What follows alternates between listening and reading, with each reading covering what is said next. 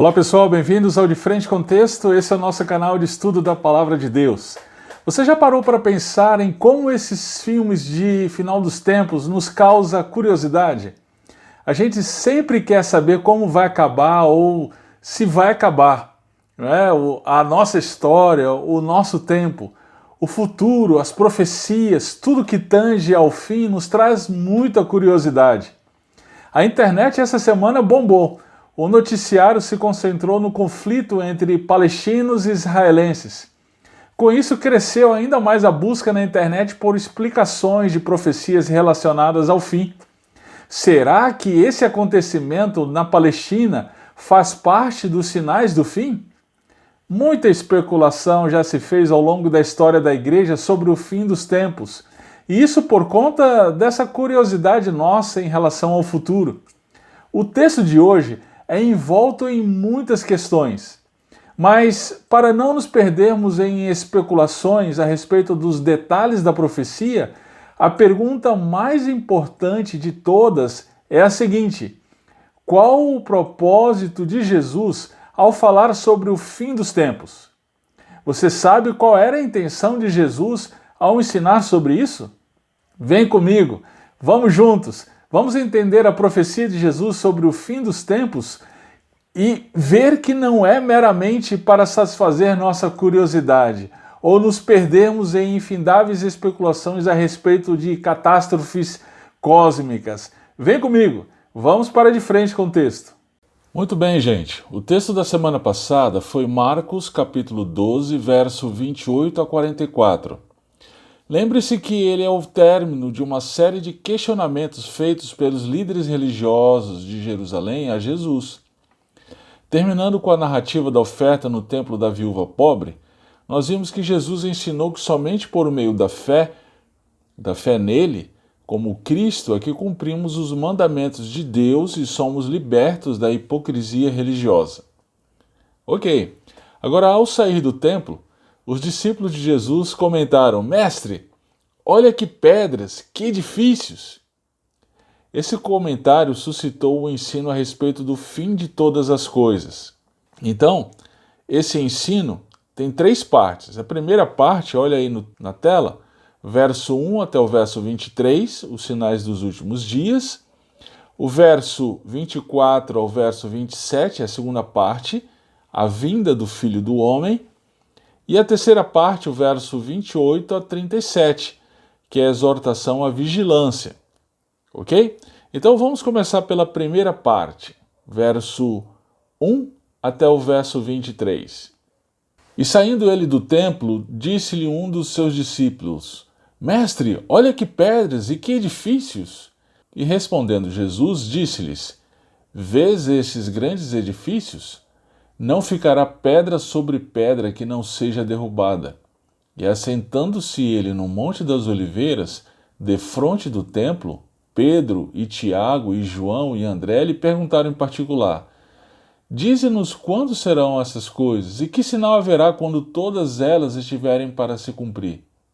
E Jesus respondendo-lhes começou a dizer: Olhai que ninguém vos engane. Porque muitos virão em meu nome, dizendo, eu sou Cristo, e enganarão a muitos. E quando ouvirdes de guerras e de rumores de guerras, não vos perturbeis, porque assim deve acontecer. Mas ainda não será o fim, porque se levantará nação contra nação, e reino contra reino, e haverá terremotos em diversos lugares, e haverá fomes e tribulações. Essas coisas são os princípios das dores. Mas olhai por vós mesmos, porque vos entregarão aos concílios e às sinagogas, e sereis açoitados, e sereis apresentados perante presidentes e reis, por amor de mim, para lhes servir de testemunho. Mas importa que o Evangelho seja primeiramente pregado entre todas as nações. Quando, pois, vos conduzirem, vos entregarem, não estejais ansiosos de antemão pelo que haveis de dizer, nem premediteis, mas o que vos for dado naquela hora, isso falai, porque não sois vós o que falais, mas o Espírito Santo. E o irmão entregará à morte o irmão, e o pai ao filho, e levantar-se-ão os filhos contra os pais, e os farão morrer, e sereis odiados por todos por causa do meu nome. Mas quem perseverar até o fim, esse será salvo.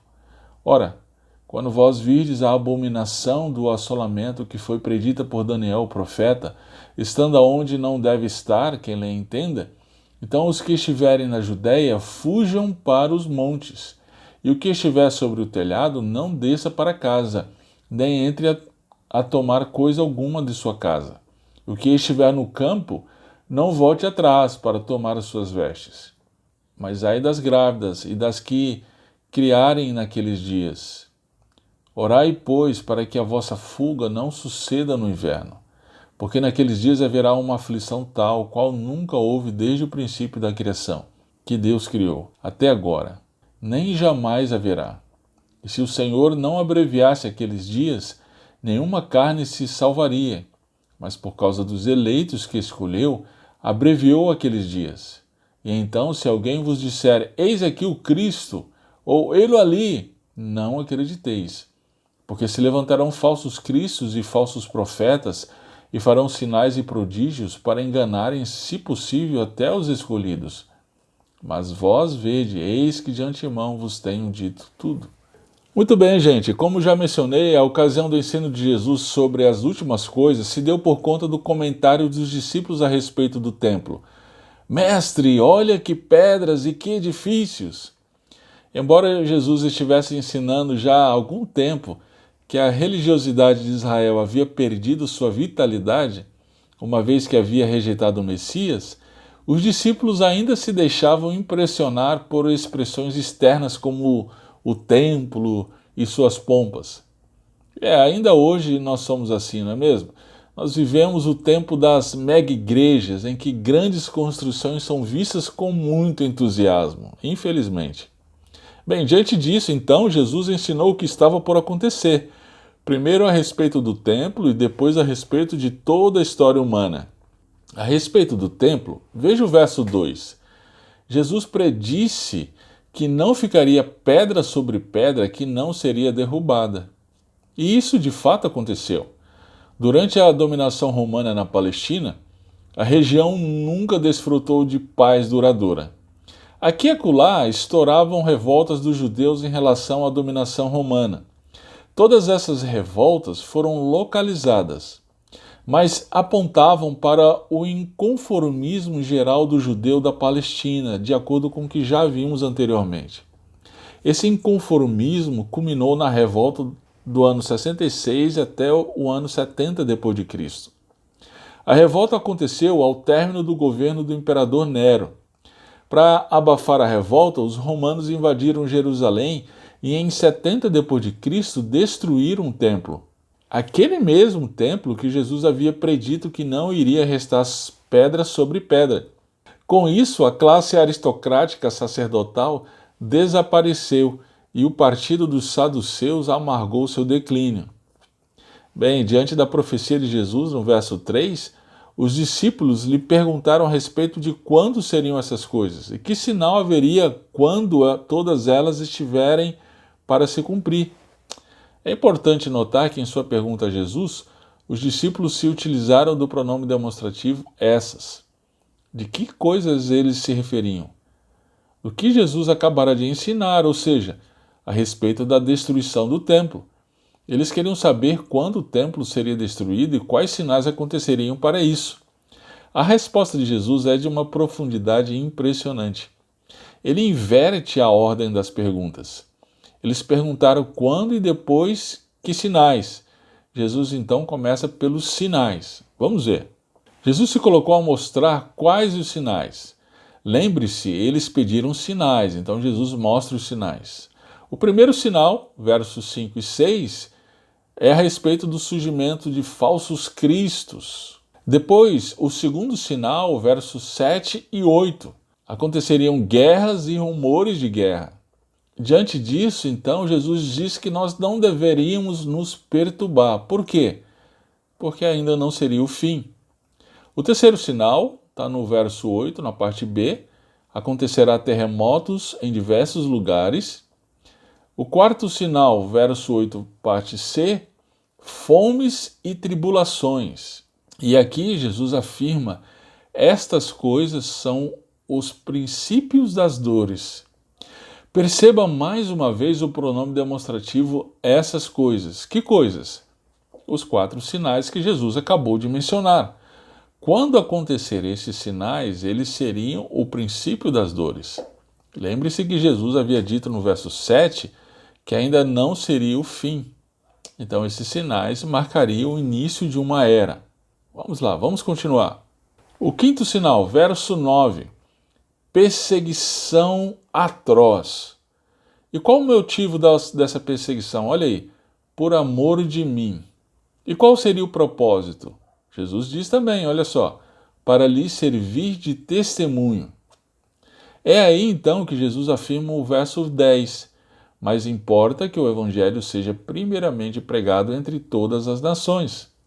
Essa afirmação tem sido mal entendida por muita gente, então a gente precisa se deter um pouquinho aqui para dizer o seguinte. Em primeiro lugar, é importante notar que o que vem imediatamente anterior a essa declaração é o verso 9, que fala da perseguição. Então, a despeito de toda a perseguição, o que era de se esperar era o retrocesso da evangelização, mas, incrivelmente, o que se verá é a intensificação da pregação. E em segundo lugar, o que Jesus diz é que o evangelho será pregado a todas as nações antes que venha o fim, conforme Mateus capítulo 24, verso 14. Perceba que é a todas as nações. Jesus não diz a todas as pessoas, a todos os indivíduos, ok? Bem, nos versos 11 ao 13, Jesus fala mais a respeito da perseguição. No verso 11, ele diz a respeito do conteúdo do testemunho diante do tribunal. Este não seria elaborado por cuidadosa defesa retórica, como costumavam fazer os antigos gregos. A defesa do cristão será dada pelo próprio Espírito Santo, o Paráclito, o enviado por Cristo para a nossa defesa. Ele nos conduzirá ao testemunho de Jesus. Agora perceba que o contexto é de perseguição. Muitos aplicam erroneamente esse texto ao contexto de pregação, e não é isso. Para esses, não devemos estudar as Escrituras porque é o Espírito Santo que dá a mensagem. Gente, não é isso que Jesus está dizendo. O que ele diz é que é no martírio, no julgamento, na ocasião da grande tribulação, que o Espírito Santo dará àqueles o que dizer. Ok? Muito bem. Nos versos 12 e 13, Jesus avisa que a perseguição se dará de maneira tão intensa que até mesmo pessoas mais próximas, aquelas da própria família, se levantariam contra os discípulos de Jesus. Perceba que Jesus mais uma vez diz a causa da perseguição, por causa do meu nome, tal qual ele já havia dito no verso 9, quando diz por amor de mim. Gente, o nome de Jesus suscita amor, mas também ódio. Agora, no verso 13, tem uma promessa. Olha só. Mas quem perseverar até o fim, esse será salvo. Essa promessa é a mesma que vemos em várias vezes no Apocalipse. Aí, aqui fica uma pergunta. Jesus está dizendo que a salvação é pelas obras, uma vez que somente quem persevera é salvo? Não, de maneira nenhuma. Nós temos visto ao longo do Evangelho de Marcos que a salvação se dá unicamente pela fé em Cristo. Acontece que essa fé é uma fé perseverante. Sendo assim, assim como um filho ouve a voz de seu pai quando este o exorta, ou uma ovelha ouve a voz de seu pastor, aqueles que creem em Jesus ouvem a voz do Senhor quando este diz: persevere até o fim, seu prêmio está esperando. Sendo assim, essa é uma palavra que encoraja aqueles que são filhos do Senhor. Muito bem, no verso 14 tem mais um sinal, o 6º sinal. A abominação do assolamento conforme predita por Daniel. Essa é uma declaração enigmática, tanto que Marcos acrescenta um comentário: quem lê, entenda. A que Jesus se refere aqui? Precisamos entender que aqui Jesus está profetizando, gente, tal qual os profetas do Antigo Testamento. Sendo assim, uma das características da profecia do Antigo Testamento é que dois ou mais acontecimentos preditos são vistos como se fossem um só. É o multireferencial. Vemos isso em Isaías, Joel e vários outros profetas. É como se o profeta estivesse vendo uma cordilheira de montanhas, mas que essas montanhas vistas ao longe são uma montanha só. Sendo assim, Jesus está falando de um período só, o período dos últimos dias, que compreende o período da primeira vinda de Cristo e a segunda vinda. Acontece que esse período é marcado por vários acontecimentos. Sendo assim, ele começou a falar da queda do templo no verso 1 e 2, que marcou o início desses últimos dias. Como vimos, isso se cumpriu no ano 70 depois de Cristo. Em seguida, no verso 3 até o verso 13, Jesus falou de acontecimentos que referem à segunda vinda, que marcam o fim dos últimos dias. No verso 14, ele volta a falar de acontecimentos que precederam a queda do templo. Por que Jesus volta a falar dos acontecimentos da queda do templo? Parece que Jesus usa esses eventos como ilustração dos acontecimentos de aflição e perseguição que irão acontecer antes da segunda vinda do Senhor. Nisso, Jesus menciona a profecia de Daniel. Vamos ver essa profecia então. São 3 textos de Daniel: Daniel capítulo 9, Daniel capítulo 11 e Daniel capítulo 12. Perceba que esses textos de Daniel mencionam a abominação, tá? Marcado aí. Essa profecia se cumpriu no ano 167 a.C., quando o rei sírio Antíoco Epifânio perseguiu duramente os judeus, chegando a sacrificar um porco no altar do holocausto e chegou até mesmo a erigir uma estátua a Zeus no templo de Jerusalém. Bom, essa profecia se cumpriu no ano 167 a.C. Entretanto, lembre-se que eu disse que a profecia do Antigo Testamento costuma ter múltiplos referenciais. Então parece que Jesus vê um outro referencial para essa profecia. Ele aponta para eventos ainda futuros em seus dias. Então é provável que Jesus aponte para a ocasião em que nos referimos anteriormente, da destruição do templo em 70 d.C. Nessa ocasião, o templo foi profanado. O general Tito entrou no templo com seus soldados e estandartes. Agora, ao que parece ainda, essa profecia tem um terceiro referencial ao cumprimento. Em 2 Tessalonicenses, capítulo 2, verso 1 a 4, vamos dar uma olhada aqui. Paulo fala da segunda vinda de Jesus. Olha aí o verso 1. Vinda de nosso Senhor Jesus Cristo e pela nossa reunião com Ele. Portanto, ele não poderia estar falando da ocasião da queda do templo em 70 d.C., que iria acontecer um pouquinho depois da escrita dessa carta. A respeito da segunda vinda de Jesus, ele aludiu à profecia de Jesus de Marcos 13. Olha só no verso 3 e 4. Ninguém de maneira alguma vos engane, porque não será assim sem que antes venha a apostasia e se manifeste o homem do pecado, o filho da perdição, o qual se opõe e se levanta contra tudo o que se chama Deus ou se adora, de sorte que se assentará como Deus no templo de Deus, querendo parecer Deus. Ao que parece, essa profecia se refere também a eventos que ainda não aconteceram em nossos dias. O abominável é o anticristo que virá e se assentará no trono, no templo em Jerusalém, se fazendo como Deus. Perceba a forte alusão, então, a Marcos 13. Ele fala de apostasia, homem do pecado, que se opõe contra Deus, se assentará como Deus no templo de Deus. Sendo assim, de acordo com Paulo, a profecia de Jesus de Marcos 13 refere-se ao tempo do fim dos últimos dias. Muito bem, vamos voltar ao nosso texto, então. Jesus se voltou àquele referencial do ano 70 d.C. e orientou aos seus discípulos procedimentos específicos para aquela década de 60. Veja aqui o verso 14 em diante. Então os que estiverem na Judéia fujam para os montes, os que estiver sobre o telhado não desça para casa, nem entre a tomar coisa alguma de sua casa. E o que estiver no campo, não volte atrás para tomar as suas vestes. Mas ai das grávidas e das que criarem naqueles dias. Orai, pois, para que a vossa fuga não suceda no inverno.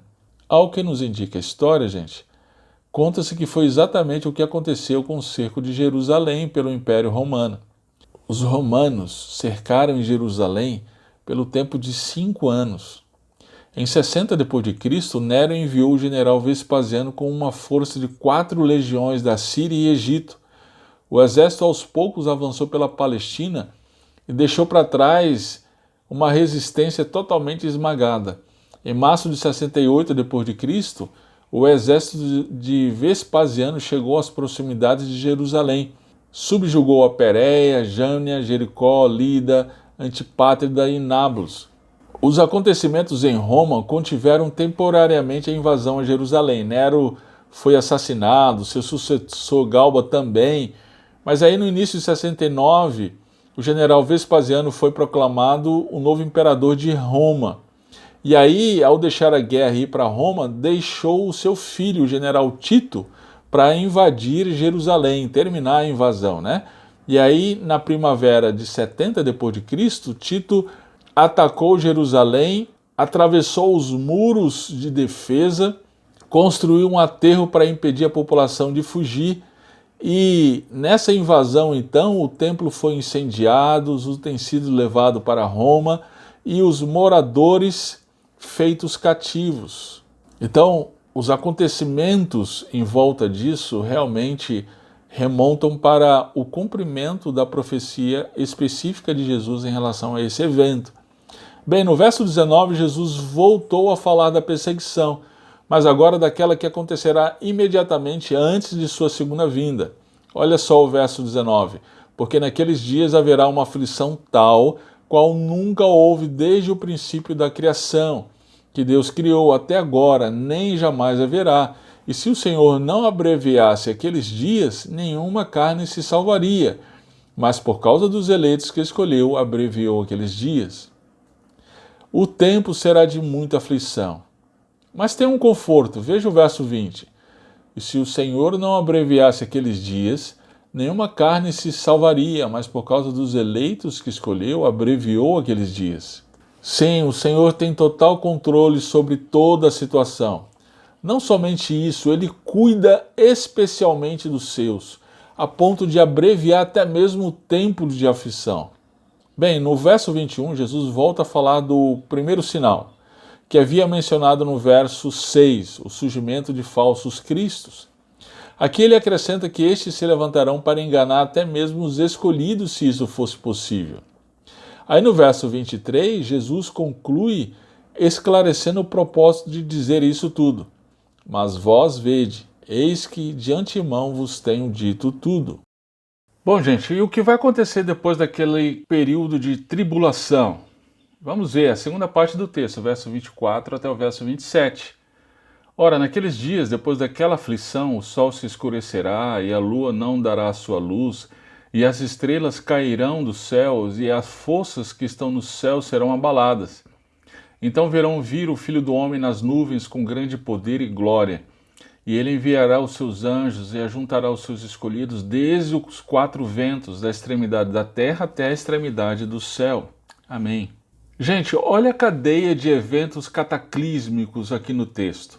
O sol se escurecerá, a lua não dará sua luz, as estrelas cairão do céu, as forças que estão no céu serão abaladas. Depois disso acontecerá que o Filho do Homem será visto não de maneira discreta ou oculta, mas com grande poder e glória. Para você que já tem acompanhado o nosso estudo de Marcos até aqui, fica muito fácil ver aqui a figura do Filho do Homem. Essa é a alusão de Daniel 7, que Jesus menciona várias vezes em Marcos. Acontecerá que ele enviará seus anjos e seus escolhidos serão escolhidos de todos os lugares da terra e do céu. Veja como termina então. Triunfo do Filho do Homem com seu povo, os seus escolhidos. Estes padecerão muitas aflições por conta do nome de Cristo, mas no fim estarão com ele em seu triunfo final. Amém. Aleluia.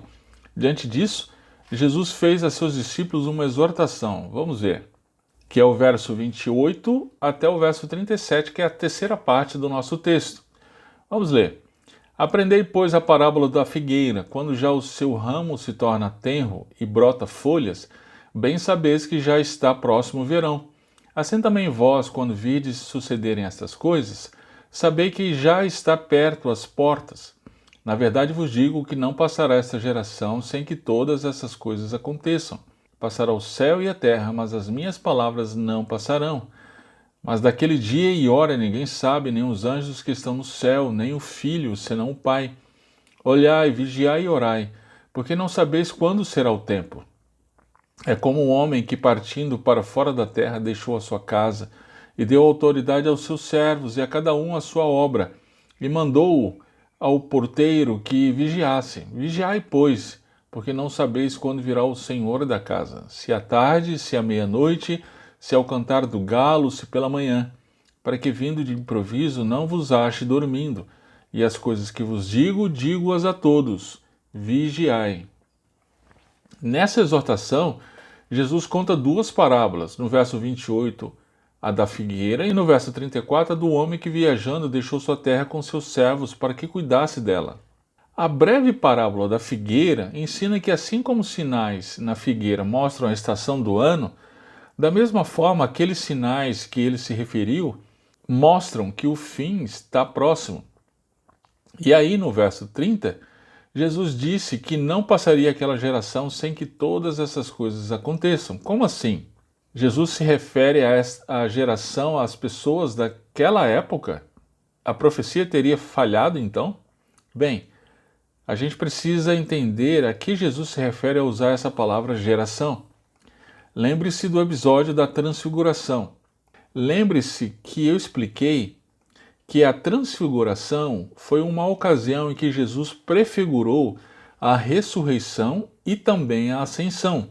Muito bem, parece que esse é um outro caso aqui. Parece que a invasão de Jerusalém e destruição do templo prefiguraram o juízo final no escáton.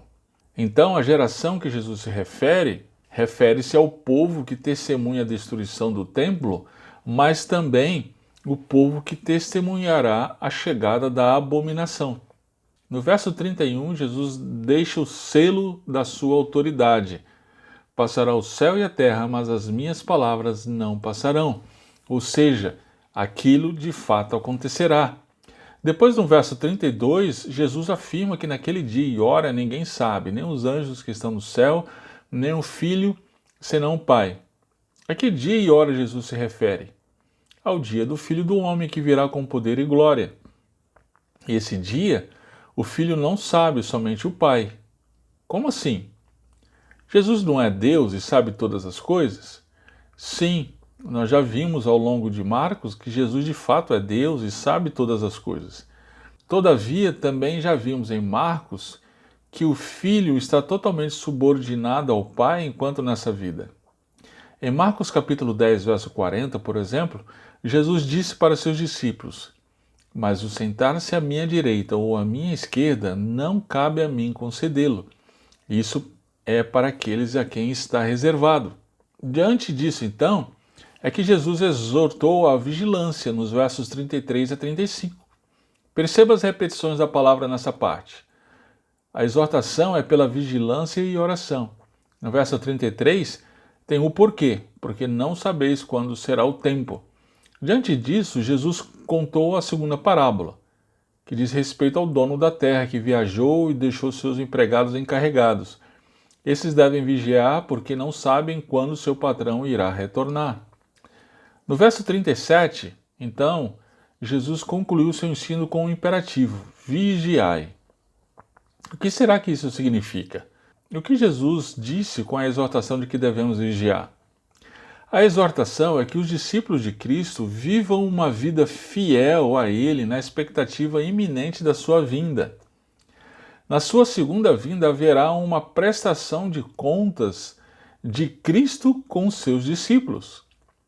Diante disso, nós somos exortados a viver uma vida sóbria, esperando aquele grande dia. Preste muita atenção, isso aqui não diz respeito à salvação.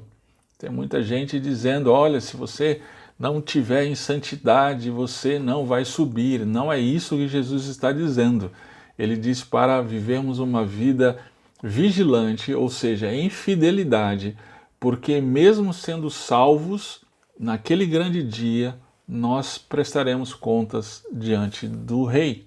Bem, diante de tudo isso, então fica a pergunta: qual o propósito de Jesus em ensinar sobre o fim de todas as coisas? Será mera especulação só para a gente ficar discutindo um com o outro sobre como será o fim? Vamos ver as razões aqui no texto. Olha só. Primeira razão, verso 5, para que não sejamos enganados. Verso 7, para que não nos perturbemos. Verso 11, para que em meio à perseguição que certamente virá, encontremos consolo no fato de que o Espírito Santo estará conosco.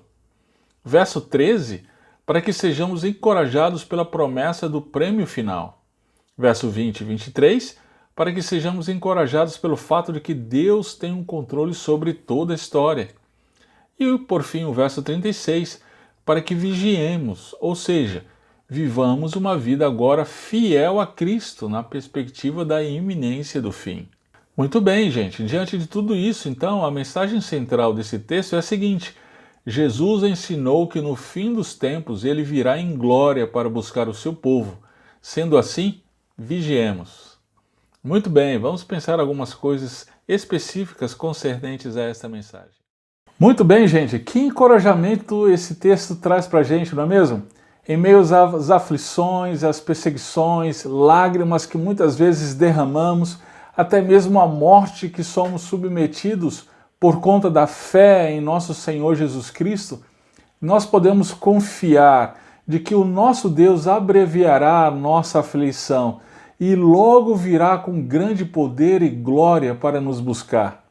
Por isso, não desanime. Se as coisas estão difíceis para você, não desanime. Que conforto, que segurança nós temos em Cristo Jesus. Uma outra coisa, gente, é que eu comecei o estudo de hoje perguntando se os acontecimentos dessa semana na Palestina são um sinal do fim. Bem, infelizmente nós temos visto muita gente que tem se perdido nas especulações, e isso por conta de seu apego ao sensacionalismo. Não se deixe levar por esses profetas afeitos à especulação. Já estamos vivendo os últimos dias. Todos os acontecimentos apontam para isso. Agora, certamente o texto que nós estudamos hoje vai muito além da nossa capacidade de captar os detalhes dessa profecia. Entretanto, isso não pode nos fazer perder de vista a mensagem central. A mensagem central é essa: o nosso rei virá em glória para buscar o seu povo. Então, gente, a gente não precisa ficar correndo atrás de data, hora, mas saber e confiar de que certamente o nosso rei virá. Mais uma coisa, a gente entendeu o propósito de Jesus em ter nos ensinado a respeito do fim. A escatologia não é uma mera atividade de curiosos excêntricos. Jesus declarou o propósito, a vigilância do seu povo. Nós, discípulos de Cristo, nós precisamos nos lembrar que, seja lá quais foram os acontecimentos do nosso tempo, sejam eles ordinários e, sobretudo, extraordinários, como o próprio Jesus mencionou, nós precisamos saber que tudo isso ruma para o fim planejado por Deus. E por isso, precisamos nos manter fiéis ao Senhor. Somos o tempo inteiro tentados a achar que tudo se resume a essa vida, ao nosso trabalho, ao que conquistamos financeiramente. Precisamos nos lembrar o tempo inteiro que o Rei está voltando e devemos ser fiéis quanto ao testemunho do Evangelho em nossa família, no trabalho, na escola, na universidade. Fiéis vigilantes com o nosso coração que sempre nos tenta esmorecer em meio aos desafios do nosso tempo. O nosso Rei voltará. Precisamos estar com os olhos fixos no que realmente importa então, o testemunho do Rei, mesmo em meio às duras provas. Muito bem, gente, o ensino de Jesus a respeito do fim nos impacta muito, não é mesmo? Então lembre-se de compartilhar com seus familiares, seus amigos, com pessoas do seu trabalho, com os grupos de WhatsApp. Mais pessoas precisam ouvir sobre a volta do nosso grande Rei, o nosso Senhor Jesus Cristo. Que aqueles que não o conhecem possam se arrepender dos seus pecados e se voltar para Ele. E nós que cremos nele possamos ser encorajados pela visão de que o nosso Rei está voltando. Vamos continuar juntos, vamos continuar firmes de frente com o texto.